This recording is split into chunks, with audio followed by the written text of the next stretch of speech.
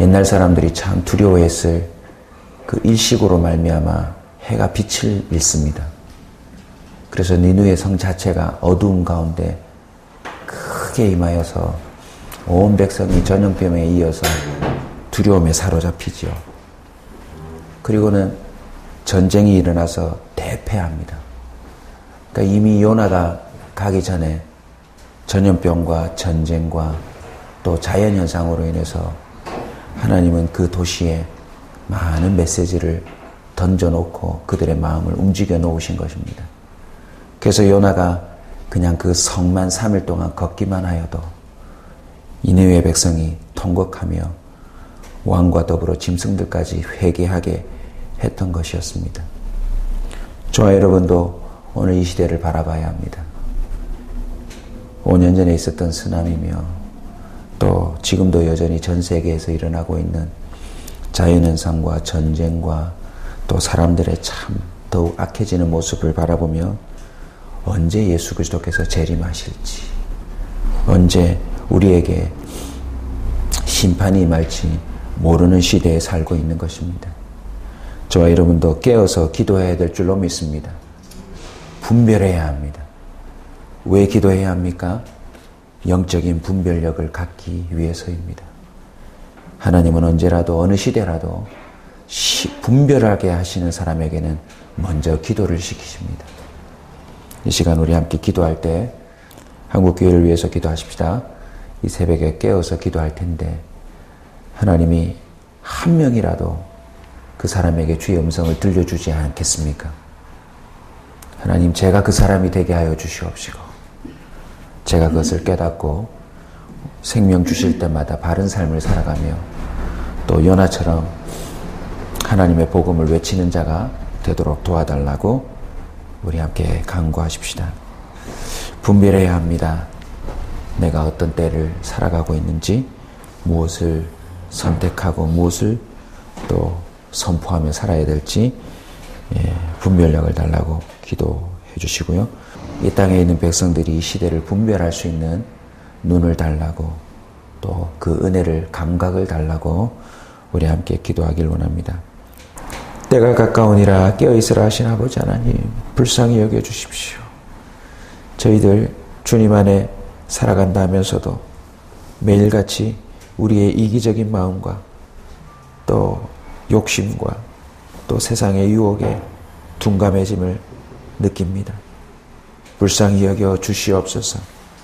다시 한번 이 새벽에 기도하러 달려나온 우리 성도들의 귀와 눈과 모든 세포들을 일깨워 주셔서 주님의 때를 분별하게 하여 주시옵소서.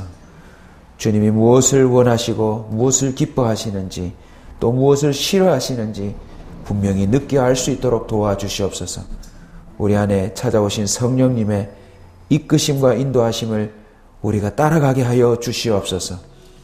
하나님, 온 세상, 이 세상 가운데 가득 차 있는 공중권세 잡은 자의 그 술수와 모략을 우리가 깨달아 물리치게 하여 주시옵시고, 하나님, 우리 주변에 수없이 걸어다니고 마주치는 사람들에 대하여 복음을 증거하는 인생 되도록 도와주시옵소서. 오늘도 살려주셨사오니 우리에게 영적인 감각도 허락하여 주셔서 온전히 주님을 따르는 한 날 되게 하여 주시옵소서. 지혜로운 다섯 처녀가 되기를 소원하오며 예수님의 이름으로 기도하옵나이다. 아멘. 고린도전서 12장 1절로 3절까지 말씀입니다. 형제들아, 신령한 것에 대하여 나는 너희가 알지 못하기를 원하지 아니하노니 너희도 알거니와 너희가 이방인으로 있을 때 말 못하는 우상에게로 끄는 그대로 끌려간다니라. 그러므로 내가 너희에게 알리노니 오늘 말하는 자는 누구든지 예수를 또 성령으로 아니하고는 누구든지 예수를 주시라 할 수 없느니라. 아멘. 신령한 것을 아는 자라는 제목으로 말씀을 함께 나누겠습니다.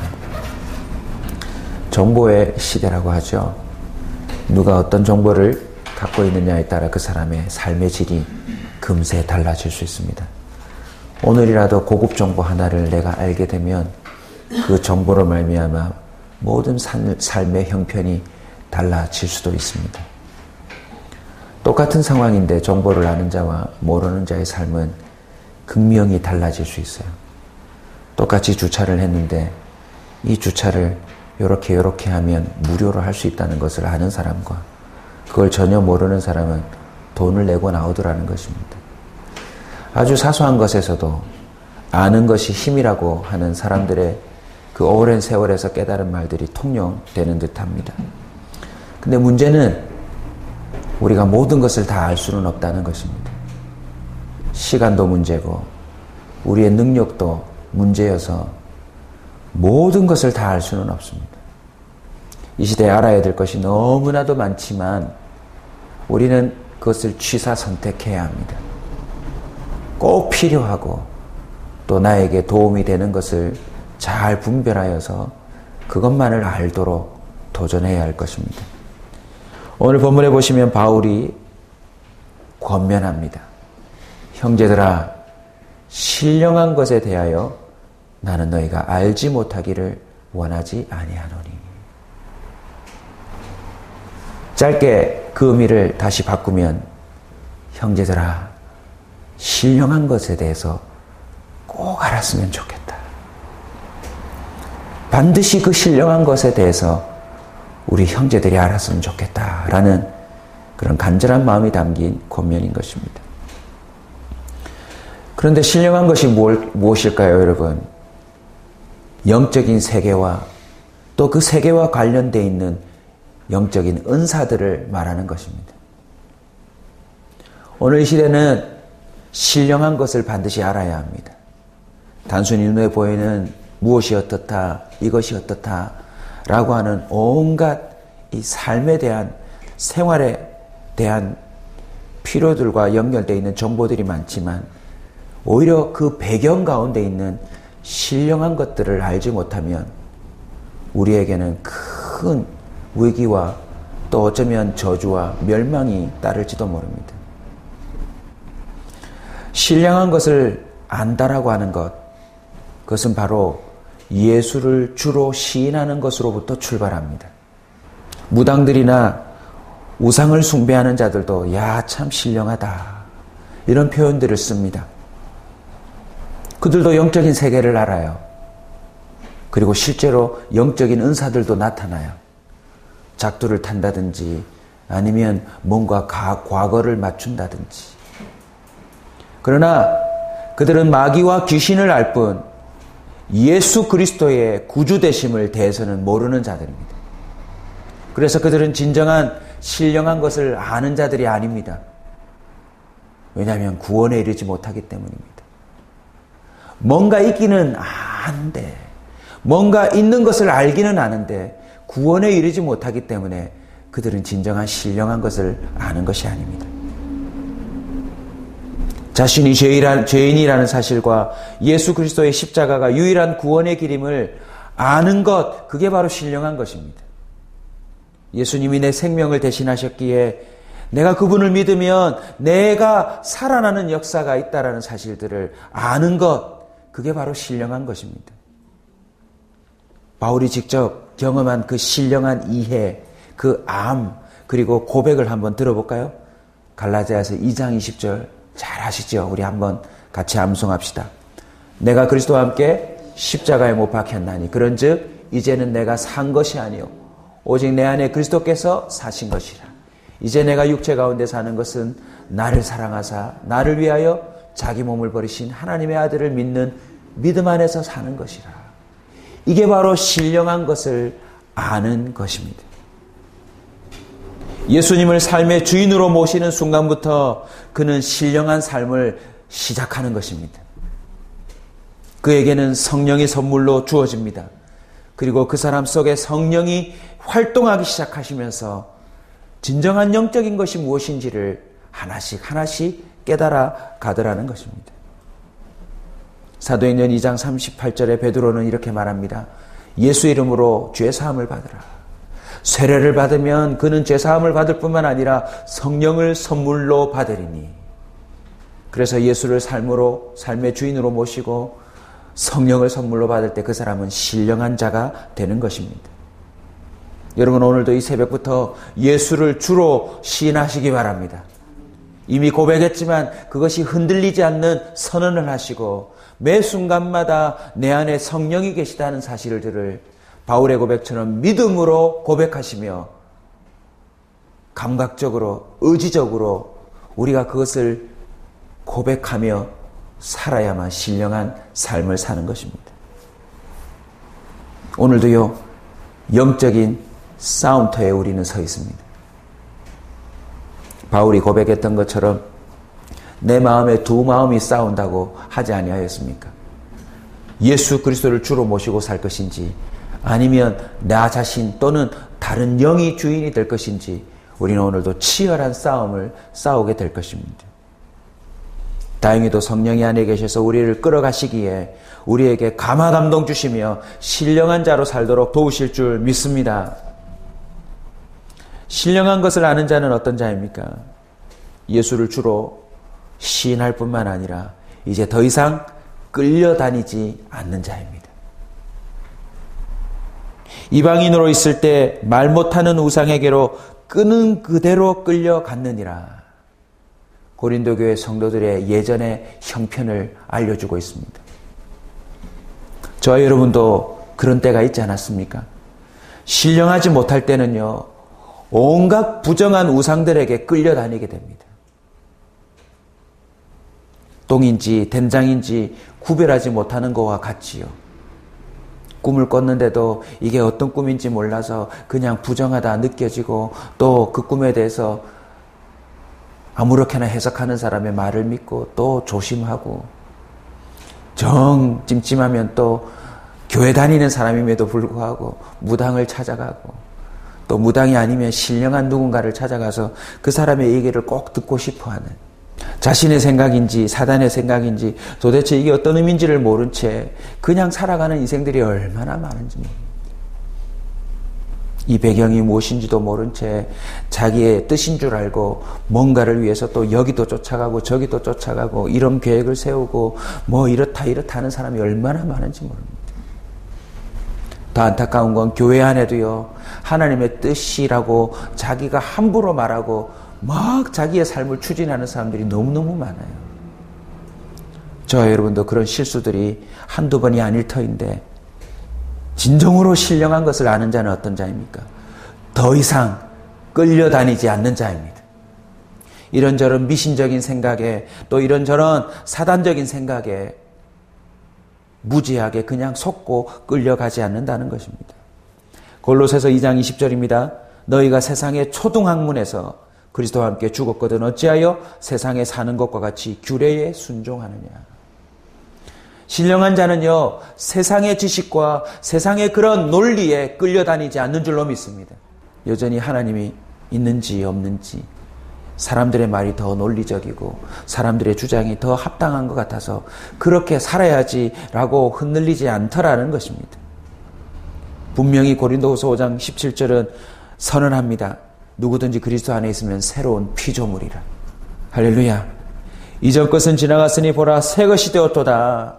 저와 여러분이 우리 안에 가시는 성령을 쫓아서 더 이상 죄악에 끌려다니지 않는 자가 되시길 주의 이름으로 축원합니다. 디모데후서 2장 16절은 말합니다. 망령되고 헛된 말을 버리라.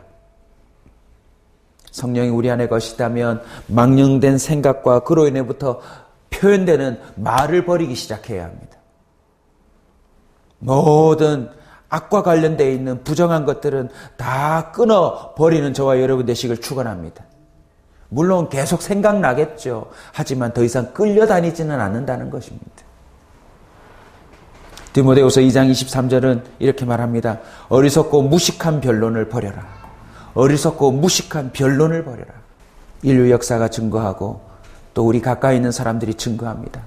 우리 안에 있는 온갖 의심과 어리석고 무식한 변론을 끊어버리시길 주의 이름으로 축원합니다. 거기에 끌려다니지 말아야 합니다.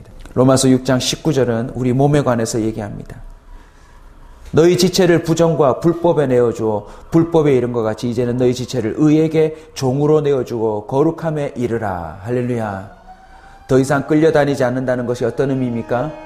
저와 여러분의 몸을 이제는 의의 종으로 내어주셔야 합니다. 관계, 주변에 있는 어떤 습관들, 그런 부정한 것들에 더 이상 끌려다니지 말아야 합니다. 저와 여러분이 진정 신령한 자라면 우리의 몸을 구별하게 되어 있습니다. 오히려 미신을 섬기는 사람들이 이거 더 잘해요. 부정 탄다고 함부로 아무 데나 안 다녀요. 부정 탄다고 함부로 아무나 안 만나요. 부정 탄다고 아무 날이나 이사 가지 않아요. 오히려 하나님을 믿는 저와 여러분이 신령함으로 우리의 몸을 주님께 구별하여 드리는 삶을 살아야 될 줄로 믿습니다. 요한일서 4장 1절 우리 다 같이 한번 찾아볼까요? 함께 읽습니다. 사랑하는 자들아, 영을 다 믿지 말고 오직 영들이 하나님께 속하였나 분별하라. 많은 거짓 선지자가 세상에 나왔습니다. 아멘. 단순히 이 본문을 내일도 이어서 하겠지만 네가 방언하기를 원한다. 네가 예언하기를 원한다. 그런 게 너무너무 많아요. 부탁드려요. 우리 주변에도 사실 신령한 목사님, 신령한 선교사님, 하나님의 음성을 들었다고 하는 사람, 예언기도 해준다는 사람 참 많아요. 물론 그분들 중에 정말 순수하고 영적인 감각이 뛰어난 분들이 있어요. 그럼에도 불구하고 저와 여러분이 사람들의 말에 끌려다니지 않기를 주의 이름으로 축원합니다. 어느 선교사님이 들어오셔서 나한테 예언기도 해주셨는데 네가 이렇게 될 거라고 말했다. 그렇게 될 수도 있어요. 그러나 그 말에 여러분 매이지 마세요. 저와 여러분은 66권에 이미 기록되어 있는 하나님의 완전한 말씀이 있는 줄 믿으시기 바랍니다. 아멘. 그런 기도는 그냥 마음속에 담아두시고 사모함을 가지시되 끌려다니지는 마세요. 이유가 무엇입니까? 방금 읽은 구절입니다. 영을 다 믿지 말라라고 그랬어요. 마지막 시대에 우리는 누가 진짜인지 명확하게 분별할 수 있다면 이런 말 적어놨겠어요? 때가 깊어질수록 우리는 더 어려울 거예요. 누가 진짜인지. 이단의 특징도 처음엔 몰라요. 끝에 가서 끝이 다르다는 게 이단이라는 뜻이에요. 저와 여러분 더 신령한 자가 되어야 될 줄로 믿습니다. 아멘. 그 신령하다는 것은 어떤 의미입니까? 영을 분별한다는 뜻이고, 영을 분별한다는 건 기준이 있다는 것인데 그 기준은 성령밖에 없어요. 성령이 어떻게 내게 감동 주시고 말씀하시고 이것이 정말 성령이라는 것은 무엇으로 구분해요? 66권 말씀이에요. 여러분. 마지막 때 저와 여러분이 하나님의 말씀을 더 세밀하게 알고 깨닫는 진정한 신령한 것을 아는 자가 되시길 주의 이름으로 축원합니다. 오늘날 성경을 모른 채 하나님을 빙자해서 예언하는 사람이 얼마나 많은지 몰라요. 사도행전을 보면 역전현상이 나타나고 있어요. 오히려 마귀가 신령한 자를 알아요. 내가 바울도 알고 예수도 하는데 너는 누구냐 하며 성령을 빙자해서 귀신을 쫓으려고 했던 제사장의 7 아들들부터 시작해서 흉내내는 자들을 구분해내더란 말이죠. 예수님 옆에 꼭 붙어 있어도 사단이 주는 생각으로 인해서 예수님을 팔 수도 있는 게 영적인 세계입니다. 사랑하는 형제 여러분, 성도 여러분, 신령한 것을 진정으로 아는 자가 되시길 주의 이름으로 축원합니다. 늘 위의 것을 찾으십시오. 성령 충만함을 추구하십시오. 성령으로 말미암는 깨달음을 강구하십시오. 그로부터 주어지는 능력과 은사도 강구하십시오. 야고보서 1장 17절은 이렇게 선언합니다. 한번 따라서 읽읍시다. 온갖 좋은 은사와 온전한 선물이 다 위로부터 빛들의 아버지께로부터 내려오나니 그는 변함도 없으시고 회전하는 그림자도 없으시니라. 아멘. 무슨 뜻일까요? 성경에 보면 무지한 자에서 신령한 자로 넘어오는 조상들이 너무 많아요. 그 성경을 보며 그들이 받았던 온갖 좋은 은사와 선물을 내게도 달라고 간구하시는 저와 여러분 되시길 주의 이름으로 축원합니다. 아멘. 저도 요즘 기도하고 있어요. 하나님, 제 눈에 비늘이 한 번 더 벗겨졌으면 좋겠습니다.